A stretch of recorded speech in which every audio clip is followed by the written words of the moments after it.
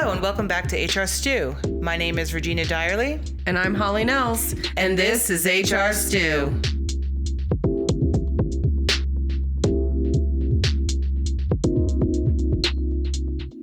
Buckle up, HR travelers. We're firing up the HR time machine and taking a trip through the evolution of human resources. From physical inboxes and smoke-filled rooms to AI and people analytics, the HR profession has come a long way. In today's episode, we'll explore what's changed, what's stayed the same, and what the future might hold for the ever-evolving world of work. So I'm going to start with the question, what's something about the workplace when you started your career that would shock someone just entering the workforce today? Everything's paper. I think that would shock. I mean, your onboarding packets, paper, your handbooks, paper, your employee files, paper, everything is paper. I mean, I don't remember there really even being onboarding packets. I mean, there was new hire paperwork for sure, but it wasn't like it is now. Yeah. Right. It's funny because when you read the smoke-filled room, I got an immediate flashback to my first job. My first real job was at a boutique recruiting company in the financial district. We were right across from the Bull, and my boss, his name was Mark. I won't say what his last name was, but he smoked all day in his office. The office was on Broadway, one of the older offices, so the window actually did open. Oh. But his ashtray was just, overflowing. The whole office smelled like smoke. And one of our clients actually at the time, Philip Morris. And they used to give away cartons of cigarettes. Oh my gosh. They did not they help just had him. cartons of cigarettes all over the place in their offices. Oh my gosh. It was hysterical. That is hysterical. Another thing that I think people would find funny is the dress code.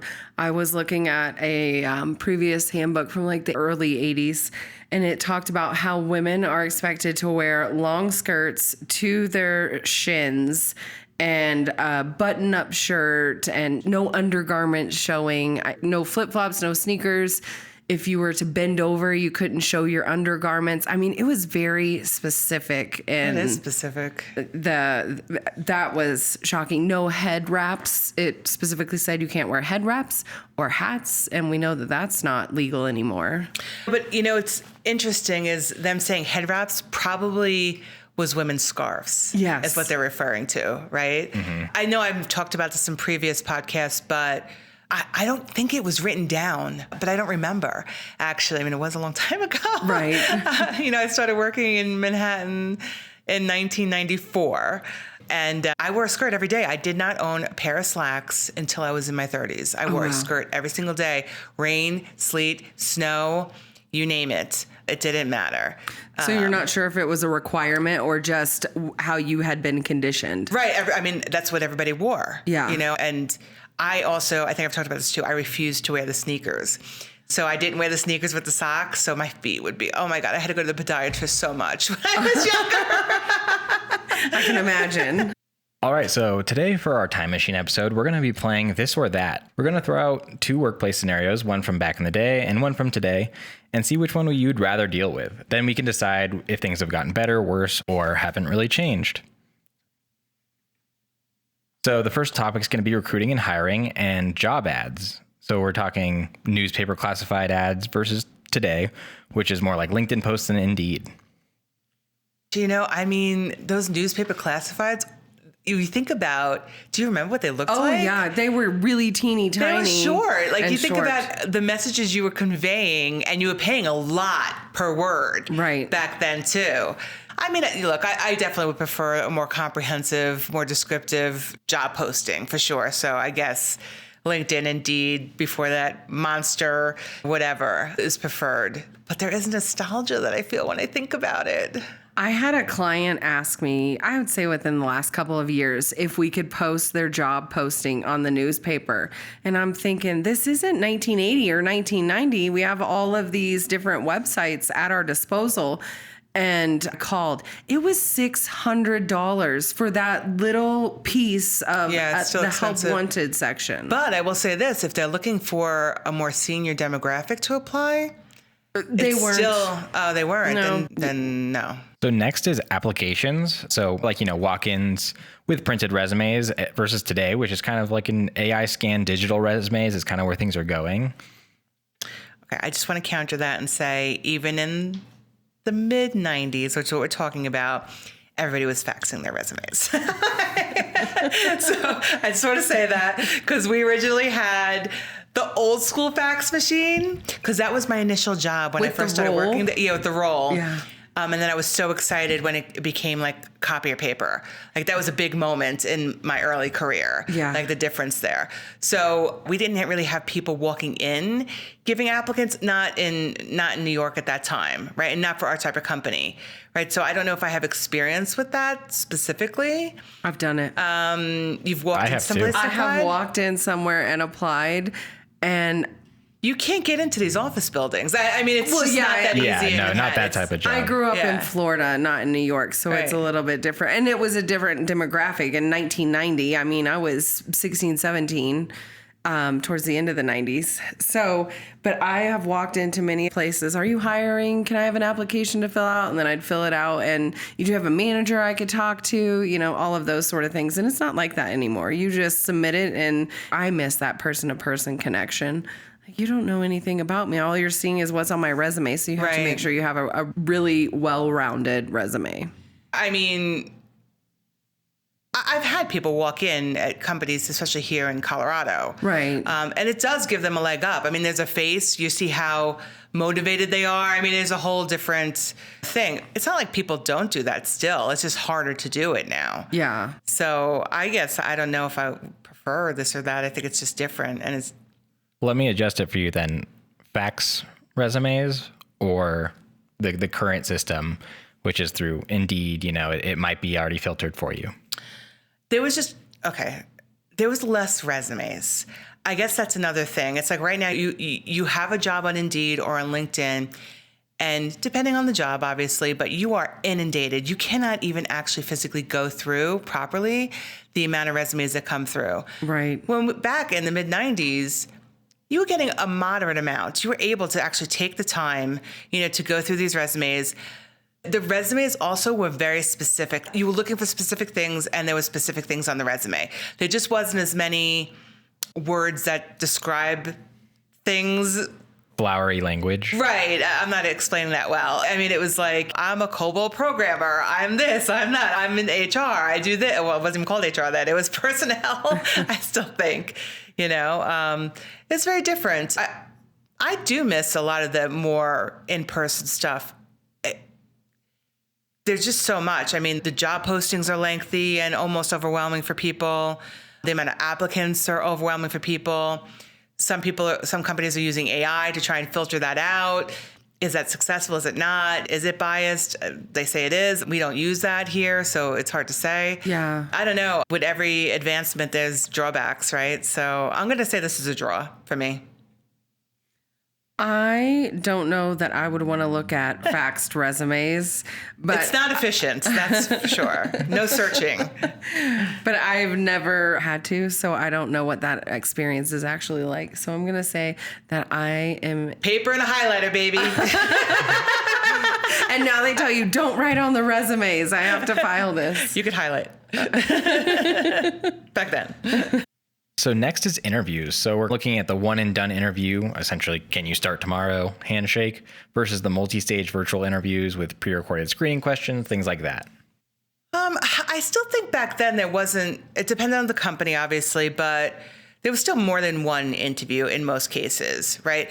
And there was still panel interviews. Yes.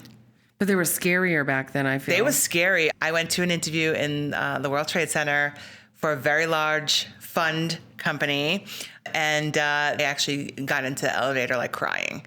This was when I was interviewing for my first job, and I ended up getting the job at the other place, but did I mention that I'm trying not to say any names? But I literally left crying, and I went on another interview with another manager. I think it was in the World Financial Center. It wasn't in the World Trade Center.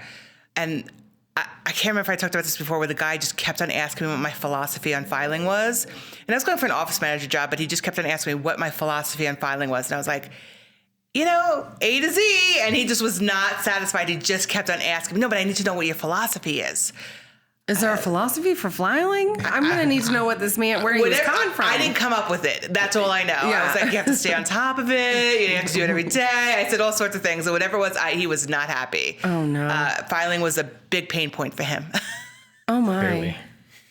And nowadays would be like whatever position you were applying for, he's too far in the weeds to be at that level. Right. I didn't even know that filing was a part of that job. To be fair also. So that was a surprise to me. It was only a little snippet in the newspaper article. They couldn't fit everything. So last in this category is just general candidate communication. The we'll call you versus today's automated rejection emails, or sometimes simply nothing.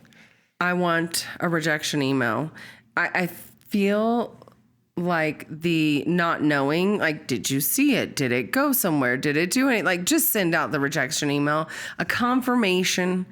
I don't want you. You suck email.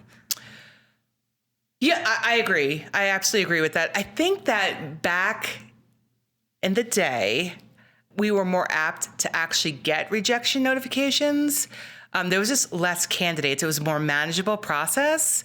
But then also you would equally still get ghosted, right? I think the big difference between then and now is now candidates also do the ghosting, right? So it's like equal opportunity ghosting, which is totally fair, but people feel it's very unfair now that candidates behave like this, but it's years of bad behavior or being overwhelmed. Right. Because there's just no way to get back to everybody. But if you interview somebody, you should get back to them. And that doesn't happen.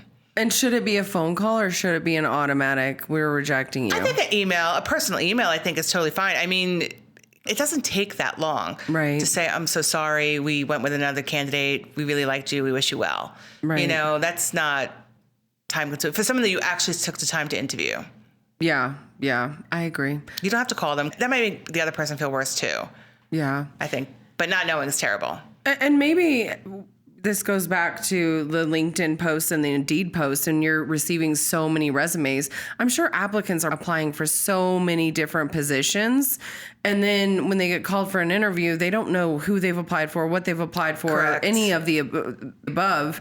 So instead of just calling back and be like, I went back and I reviewed all of the information and this isn't something that I'm interested in, I don't want to come in for this interview. I think that has a lot to do with the ghosting too, because they don't know what they've applied for in the grand scheme of things, because there are so many. Yeah, that could be true. So what's been the biggest change in your opinion that you've noticed when it comes to recruiting and hiring since you've started your career? I just talked about one of those things being the ghosting on both sides, right? So back then there was a gatekeeper, right? Like I know I spoke in the past about how my goal when I worked in New York was that I wanted to work at Goldman Sachs or Deutsche Bank. And for me, it was like if you work there, you knew that you could get a job anywhere because they knew that you went through 18 rounds of interviews to get that job. You went through the ringer to get it. Right. But at Goldman Sachs, there was this woman who I still remember to this day, her name. I'm going to say her first name. Her name was Shirley. I won't say her last name. But she was a gatekeeper at Goldman Sachs. You had to get through Shirley to get an interview. And I think that doesn't really exist the same way anymore. Like that was across all jobs at Goldman Sachs in New York. Oh, right. Wow. We say it's not what you know, it's who you know. For, are you networking properly? I know many people who have gotten their jobs because of who they know in the company, their position in the company, and the backstory that they provided them over an equally qualified candidate. Right. I know many people have gotten the job that way. I got my job here because I knew Shelley. Oh, yeah. I mean, I got my interview. Yeah. Because I knew Shelley. Would I have gotten an interview otherwise? Maybe not. Not would have many resumes come through, right? Well, mine was a hope and a prayer. I get an interview. I got your resume, Holly, and I was like, this is the one. Thanks. All right, so next we're going to talk about culture and just general policies. So dress code. So the past was suits, ties, skirts, nylons versus today, which is hoodies on Zoom and kind of a lot more lax. Hoodies on Zoom It depends on who you're meeting. Yeah. I may be wearing, yoga pants and my Crocs on the bottom, but I'll have a nice sweater or something on the top, even if I just thrown it on 5 minutes before the meeting. So I look professional and put together. Ditto, I would say on that. I mean, sometimes I'll wear slacks still at home. Most of my slacks are somewhat comfortable. It depends. Yeah. But yeah, no, I'm wearing the yoga pants mostly on the bottom. Yeah. But yeah, so I prefer that, I would say. I definitely don't want to go back to wearing a skirt every day. No. Or nylons. I even wore nylons on the weekends back then. Did you wear jeans on the weekends? I didn't own a pair of jeans until much later. Oh my. Well, in my 30s. Oh my. No. Well, and suits and ties were required. And yeah, I am thankful that we've evolved and I can wear pants all the time. If I'm wearing a dress, I haven't done laundry in a while. But you know what? I never felt like I'm uncomfortable. Like I didn't think the nylons were any more uncomfortable than pants. I don't know. Like, if you're wearing dress pants, it's just I would have been warmer in the winter if I was wearing pants. That's the thing I think about standing on top of the train platforms. Oh, I can imagine. And the freezing. All right, so office norms generally, the 9 to 5, you're at your desk for those hours, versus today's flex schedules, remote work, hybrid options. I mean, first of all, I'm always going to counter the 9 to 5 thing because it's not 9 to 5. It's like 8 to 5 or 9 to 6 or whatever. That's standard work schedule, I think. But obviously, the flexibility is way better. Working on site, especially when you're commuting and you're far away from your house and you're not able to do anything, was really not conducive for any type of work-life balance. And on top of it, the work schedule was not any less demanding. I think I quoted before, and I cannot do any accent other than my own, but this was in the late 90s at this point. I was working for the .com company, and I would be packing up because I had plans at like 6 or 6:15 or something, and my boss at the time would say, half a day? I said I can't do the accent. He was British. That was close enough. Being able to have that flexible schedule. The other day, I had to get something completed and I had to cook dinner because everybody was going to be home by 6:30. So I went downstairs, I cut up, potatoes and vegetables and everything, and I put it in the oven. Then I went back upstairs and finished working, and I was done by the time everybody got home. You can do that if you're commuting every single day. It's a nightmare. Listen, because even before COVID, even though we did have workplace flexibility here, right, we all came into the office almost every day. We did. And it was just what we did. It has changed my life. The fact that I don't have to do laundry all weekend, that I could change my sheets, it takes nothing away. I'm actually working more. Yeah. I have my laptop in front of me on the weekends. I have my laptop in front of me at night. Sometimes when I'm watching TV or whatever, I am doing more work than I've ever done. Yeah. But I'm doing it in a way that is actually conducive to actually having a clean house, a well-fed family, having some peace of mind, like all the things, being able to run your errand, to go to a doctor's appointment in the middle of the day. Yes. And not having to take a day off or use a PTO day. Right. I will also say this, I can't remember if we went through this, but we had less vacation back then too, though. Yes. It was like a week or 2 weeks. It was not yeah. There's way more flexibility now than there was back then. Yeah, absolutely. And the ability to, I know it's not ideal to work from home with little kids. I remember my previous employer, if my kids were sick and I called in, I felt like I was doing them some sort of disservice, and I couldn't just work from home. But I had little kids. I couldn't leave them at home alone either. Right. And, you go to jail. Yeah. Well, I mean, other than things happening to them and them, being traumatized for life. I didn't think about that piece, but yeah, they go to jail. Well, you go to jail. I don't They look go good in somewhere orange. else. Yeah, they go. Yeah. All right. This next one, I also want you to elaborate kind of what the past was like, but team building. So, trust falls, offsite retreats versus today, which is virtual trivia, Teams chats, things like that. Listen. Oh, man. We need to plan an offsite retreat. I'm talking all-inclusive somewhere out of the country. Oh my gosh. We had, when I worked, it was like the second company I worked for in New York. It was a very large national recruiting company, and they had a recruiters conference. I can't even talk about the things that happened at that conference. That stuff would not happen today. It just would not happen today. Man, did I have fun. It just wouldn't happen. Yeah. You know, most of the people were fairly young. We were away. They put us up. It was free alcohol. Say no more. Stuff happens. Say no more. I do enjoy the teams, the virtual trivia, because it gives us a minute to all, we can do it more often as opposed to every 2 years. But we're also older. Fair. Right. So we're talking about from our experience right now. Right. I like that stuff too. I like seeing everybody's faces. And, I like all that stuff. But if I was in my 20s, I would still like Keg Fridays. And that was fun. Still like a conference in San Diego or New Orleans or trying to think of all the other places. Right. Las Vegas. Because it wasn't an inconvenience for our lives either. Yeah. It's like, what do we have to worry about? Our cat? Agreed. Our dog? Agreed. Which would you say was more effective, if one or the other? I think it depends. For our demographic, I think we couldn't even pull off that type of thing. Our workforce is predominantly female. We have to hire people with a decent amount of experience. So that just means typically that they are a certain demographic. Their lives are not conducive to traveling freely. Right. That we're just not as free. So, I think we have to do the things on site to actually make work more pleasant, rather than getting people to spend time, giving up their free time, to spend with coworkers. So I don't know, in a way, I think for our workforce, I'm not saying everybody wouldn't love a free trip somewhere, especially if you were allowed to bring your family. I can leave mine. They listen, so I'm not saying anything. Sometimes.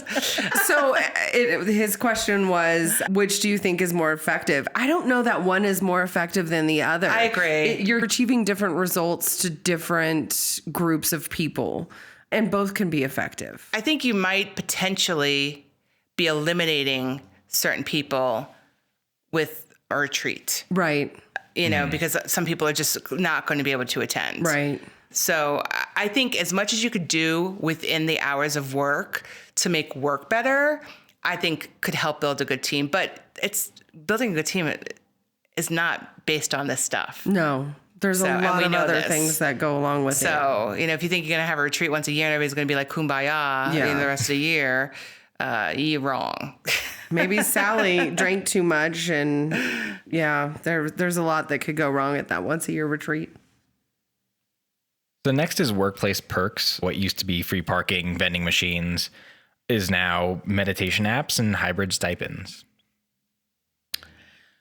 I think it depends on where you worked, but there was just a lot more earlier on. There just was more. There was cafeterias, there was free. Everything wasn't as expensive as it is right now. So I don't know. I think that I took a lot of things for granted earlier in my career that just happened, that were available, that just are not possible, not even logistically possible for certain companies to even pull off unless you're a $1 billion organization. I kind of miss some of that stuff that we used to get back in the day. We had like soda fountains and gyms free soda in the basement. They were certainly not compliant, and you weren't even signing any waivers back then or anything like that. But we had free lunch like all the time. When I worked at the bank, we had very low cost. We had a world-class cafeteria that was so affordable. It was almost ridiculous.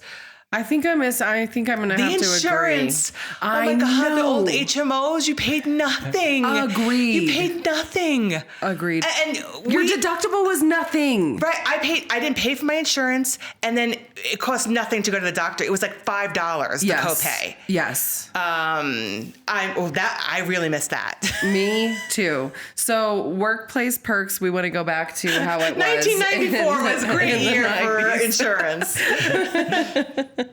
Even in early 2000, my insurance was really, really good, and not costly to me at all. So that might lead into our next question then. What was the biggest shift that you experienced when it comes to policies and culture? What pivotal moment, whether that be independently in your career or if you feel like a major event? I don't want to get political at all, but I think how much money companies want to make or how much they're expected to make just ongoing, just the more and more and more profit, I think has eroded a lot of the things that companies just used to do for people. And there wasn't a perception that you were entitled or that it was a luxury. And now the things that used to happen back in the day. Your 100% paid benefits with no deductible. I mean, it's not even affordable for companies to do that in most cases. Right. But actually, it is affordable for some companies. They're making so much money. Yeah. When you think about it. So I don't know. I think we're told that things are entitlements now. So that's a big shift for sure. I never thought about it that way. I thought about it as people feel like they're entitled to things, and that's a different perspective. Because that's how it was presented when they stopped wanting to do things. Yeah. And I'm not saying this to be political. I'm just saying that was what I experienced, you know. But things are expensive. People have a lot more employees. And I think with culture too, in my younger years and probably my parents' younger years, you worked for the same company. You did everything for that company. You dedicated your life to that company outside of everyone else. My parents did it, you know. Right, but there was pension. There was reasons why people were dedicated. People's jobs, they had job security. Yeah. You thought you were going to stay at a company because they treated you pretty decently. And maybe you didn't get raises like people get now and jump salaries, but you got so much more. Right. But that's a big shift in the workplace culture is people now, they job hop and they're not as devoted or dedicated. They're more devoted and dedicated to their personal growth. But that started with layoffs starting. Yeah. Right? With people getting cut. I mean, this is a direct result of how companies treated their employees, some by necessity. Right. I mean, some businesses, some industries are gone. Yeah. You know, but other industries, when you see a company make only $4 billion in profit and then they're rolling out layoffs, why is anybody going to care?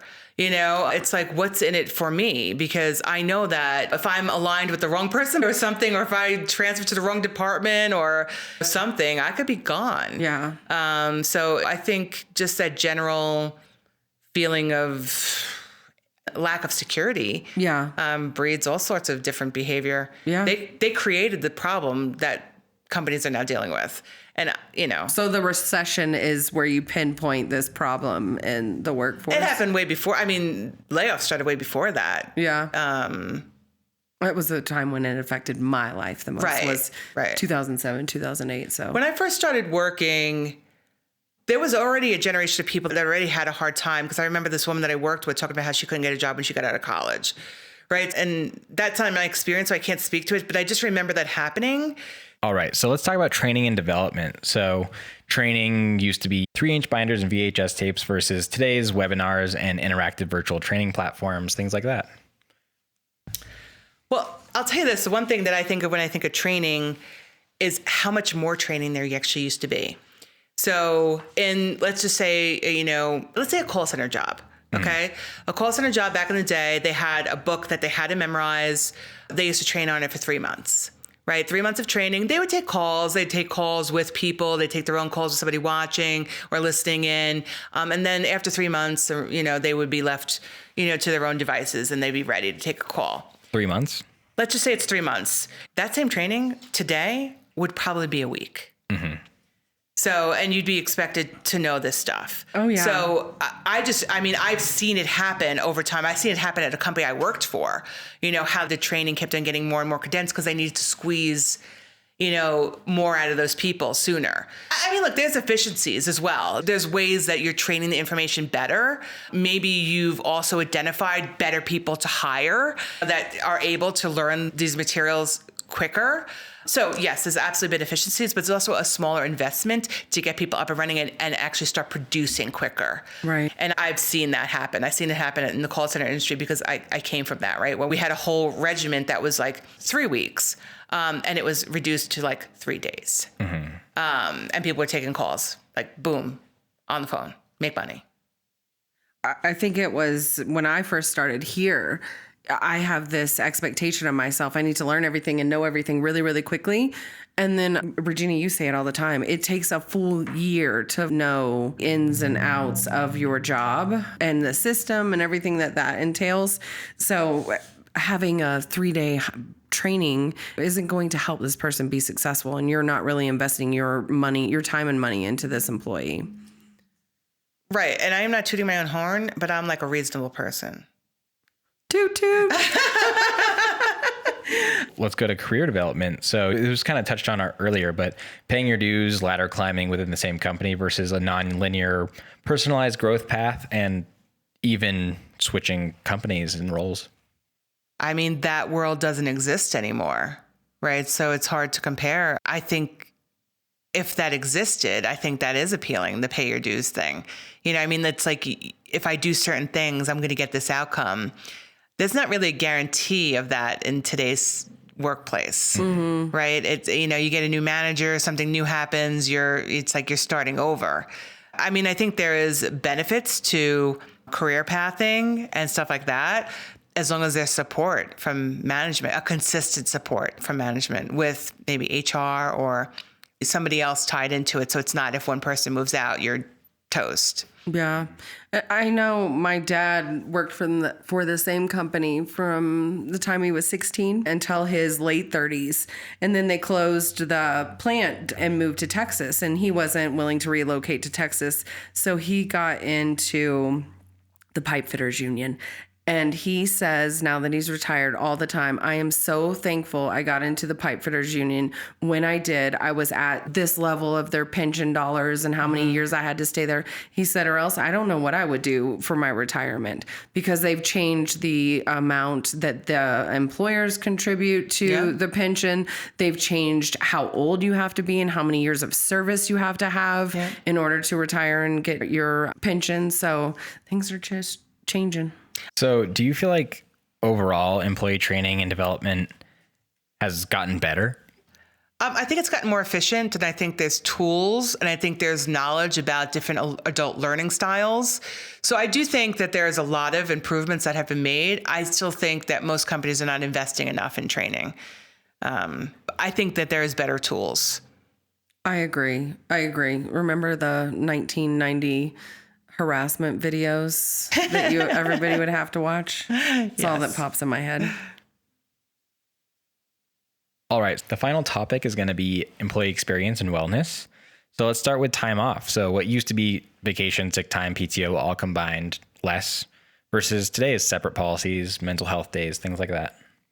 I think it would depend on what kind of company you're working for, right? So if you're working for a larger company, there was some decent vacation based on tenure, right? But in general, the vacation started at smaller packets. Like 1 week vacation was kind of standard. There was separate sick time, but you still had less. Now, if you're working for larger companies, it was different, right? Like you would get more, but I don't know. I really don't remember people having, 5-6 weeks vacation. I don't know. So let's talk about wellness, which maybe I'm wrong here, but it used to be, the occasional fruit basket or nothing. Or versus, cartons of cigarettes. Oh yeah, a carton of cigarettes. Branded carton of cigarettes. Yes, exactly. Versus today's full-blown wellness programs, therapy stipends, consideration. I think some of that stuff is nice, but it's like, sometimes it just feels like Band-Aids on being overworked. Yeah. What's one of our lines? Do you have an EAP program? Why don't you reach out to your EAP? Here's the flyer. And it's...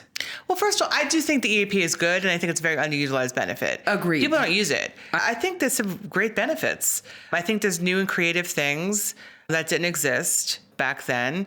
I don't really know what the difference is. It's like people were working a lot back then. People are working a lot now. I think people are working with less now. Less support, less staff, positions have been condensed into one, 3 positions have been condensed into one, or 2 positions have been condensed into one. We get so much more information. We had a stat in one of the podcasts. It was like how much information or how much correspondence 20 years ago was coming at you. And it's like quadrupled to now. How much, between the teams, the emails, the texts, the calls, the different things, even sometimes even some mail, not often, but sometimes. It's just bonkers how much we're expected to stay on top of. So I would say that a full-blown wellness program is beneficial to a fruit basket, for sure. An edible arrangement might be really delicious. Okay, I agree, actually. No, I don't know that I have an opinion for myself personally, but I know a lot of employees who have used all of the wellness programs that have been offered by organizations and really thoroughly enjoyed those. Yeah. Generally, just to conclude, what's been your favorite change about employee wellness initiatives and just the employee experience since the beginning of your career? I guess just that they're thinking of that there's things included. You know, there does seem to be an awareness of work-life balance.